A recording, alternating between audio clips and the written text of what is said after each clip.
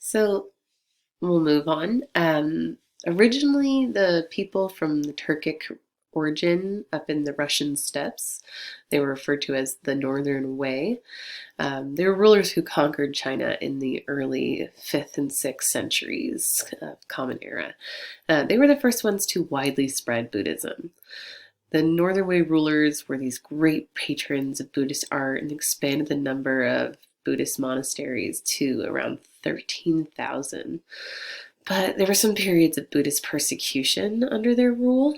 There was an anti Buddhist imperial decree that was established from the years 444 to 451 CE.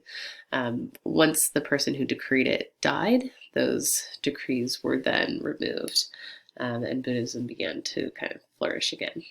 After this decree was reversed, Tan Yao, a Buddhist monk, suggested the construction of the Buddhist site of Nyungang.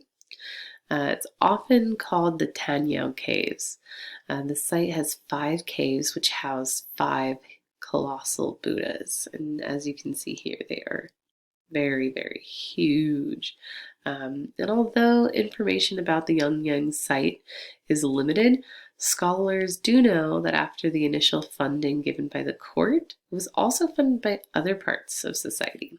So many families pooled their resources together, which is evidenced in all these inscriptions at the site that bestow blessings on them. So there's little carvings with the names of the families who helped contribute money for this cause. And then it also puts blessings on them. And the variety of styles in the carvings suggests that many different workshops and hands were working on this site.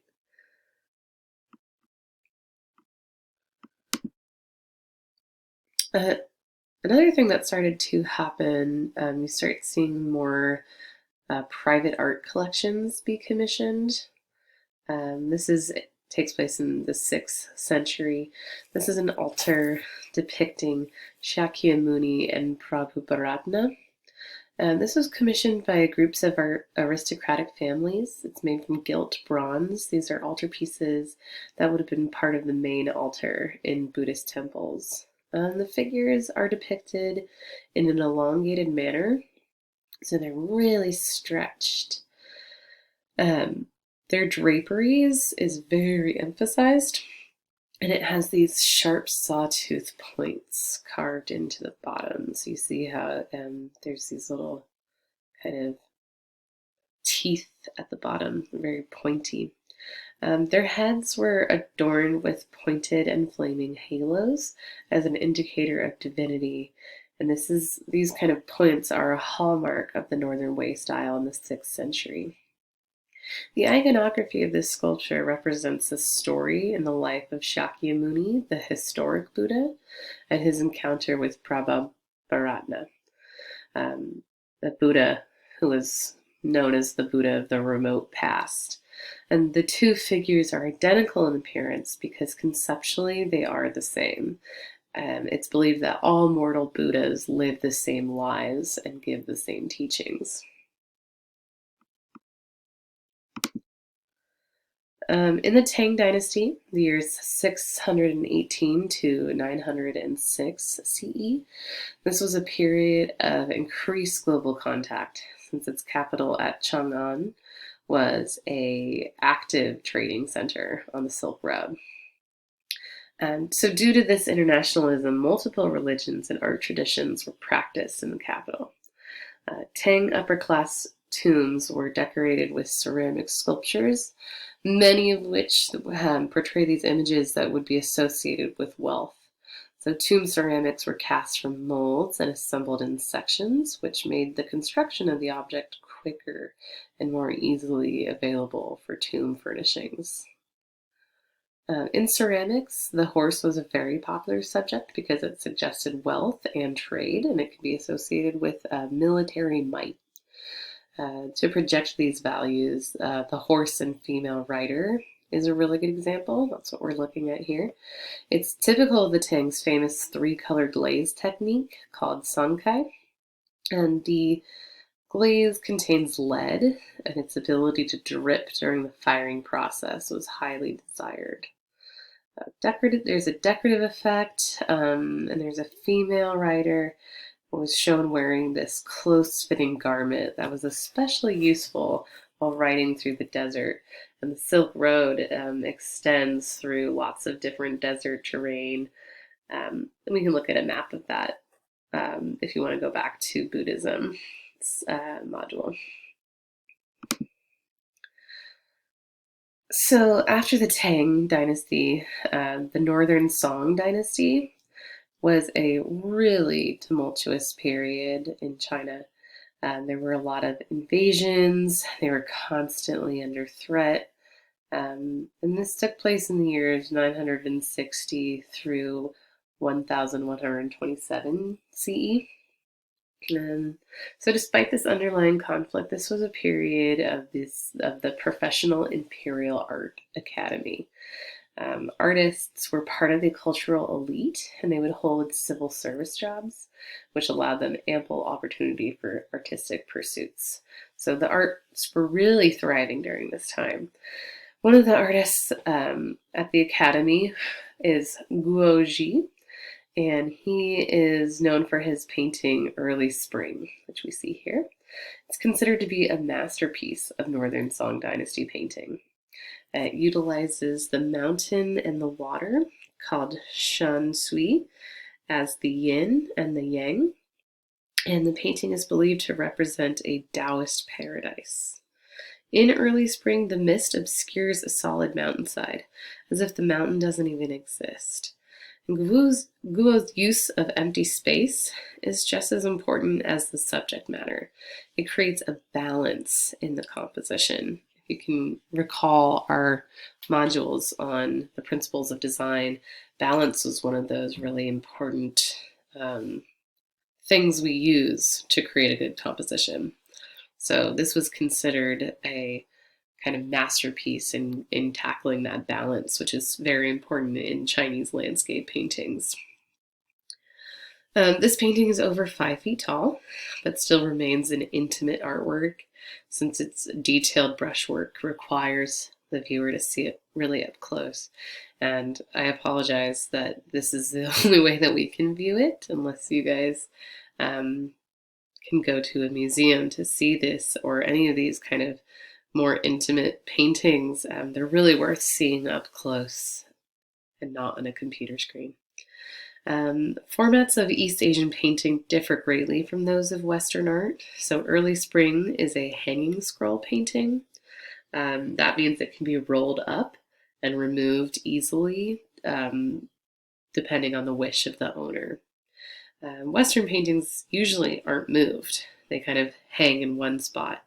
The hand scroll format is viewed in small segments with only about 3 people at a time. Another type are album leaves. It's a third major format, and they're the size of notebook paper and meant to be viewed really close up as well. In the module, there's a link to Maxwell Hearn's video about hand scroll viewing, and it explains the intimacy of the art form. Worth checking out. So in the Southern Song Dynasty, there were courtly painters in the Southern Song Dynasty, like Mao Yuan, and he favored this album leaf format, so this kind of notebook paper-sized composition. And the Southern Song Dynasty, they ruled from the year 1127 to 1279 CE, and it's named Southern Song because the Song Dynasty's capital was moved from Kaifeng to in the north, down into the south, because the Jurchen Jin dynasty had taken over the north. So the geography and the climate of the south, where the new Southern Song Dynasty is kind of conveyed in the paintings that start to come out during this time period, during this dynasty. It includes a lot more water and rolling hills and valleys, and these courtly painters like Ma Yuan start to depict that in their landscape paintings. This painting is on the mountain path in spring, and it's considered the quintessential depiction of life as a gentleman scholar. Mao Yuan depicts the scholar figure in hieratic scale, relatively larger than his servant, who, yeah, you can't even see his servant really. He's tiny. He's down here. Then there's the scholar. And his servant is carrying the musical instrument in order to show the importance of the scholar. He's a lot larger. The artist includes a poem by Emperor Ningzong in the upper corner of the painting, and that's over here. And this demonstrates the interconnectedness of poetry, painting, and calligraphy in Chinese art. And calligraphy is considered one of the highest art forms. Painting is considered the lowest art form. Traditionally, every literate person in China learned as a child to write by copying the standard forms of these Chinese ideographs. And that's what calligraphy is. So that leads us to this work that has a lot of this calligraphy style brushstroke. Another artist from the Song Dynasty is Mu Qi, and he was a Chan Buddhist monk. He was a non-professional painter because he couldn't be a professional painter if he was also a monk. But he would make these paintings that refer to this Chan Buddhism. And Chan is commonly known as Zen Buddhism. So Zen is after the Japanese word for Chan. So we know it better here as Zen Buddhism. And it was brought to China at the end of the 12th century. And it is a direct and brief doctrine that emphasizes mindfulness, meditation, and the immediacy of experiencing the moment. This Zen Buddhist artist is an exponent of the spontaneous mode of painting, which is a type of painting that requires really masterful brush skill, but it looks effortless. The persimmons in 6 persimmons looks as though they're floating on the surface of the paper. Their stems are made out of a perfect calligraphic brushstroke. Since the Southern Song Dynasty, Zen Buddhist painting style is favored in Japan. So the 6 persimmons is actually not held in China. It's held in Kyoto, and it's rarely seen in person. So that wraps up China before 1300. There's obviously so much more to see. I would highly suggest taking a art of China class. It's usually all this information and so much more can be stretched out for an entire semester. But yeah, this Chinese art continues to thrive and flourish with lots of changes in dynasties and imperial rule and impacts from outside civilizations. So, fascinating topic.